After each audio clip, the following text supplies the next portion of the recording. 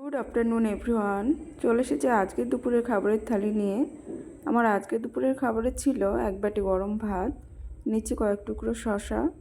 আজকে বানিয়েছিলাম টমেটো দিয়ে, বড় বড় করে আলু দিয়ে বাঁধাকপির ঘন্ট।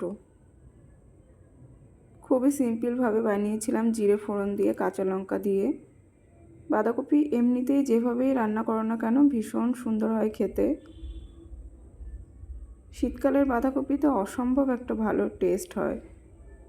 আর সঙ্গে বানিয়েছিলাম আজকে কালো জিরে কাঁচা লঙ্কা ফোড়ন দিয়ে, একটু বেগুন দিয়ে পার্শে মাছ। একদম শুকনো করে বানিয়েছিলাম। এটাও বানানো খুবই ইজি। সামান্য একটু জিরে গুঁড়ো আর শুকনো লঙ্কা গুঁড়ো দিয়ে, কাঁচা লঙ্কা কালো জিরে দিয়ে পার্শে মাছের ঝোলও ভীষণ ভালো হয় খেতে। আর এর সঙ্গে বানিয়েছিলাম একটুখানি মুগের ডাল। ডালটাকেও ভীষণ সিম্পলভাবে বানিয়েছিলাম, জিরে ফোড়ন কাঁচা লঙ্কা দিয়ে একটু গাঢ় গাঢ় করে বানিয়েছিলাম। মুগের ডাল আমি একটু গাঢ়ই বানাই। আর নামানোর আগে দিয়েছিলাম একটু ধনেপাতা। তো এটাই ছিল আমার আজকে দুপুরের সিম্পল মেনু, ভাত, বাঁধাকপি, ডাল আর পার্শে মাছের বেগুন দিয়ে ঝাল।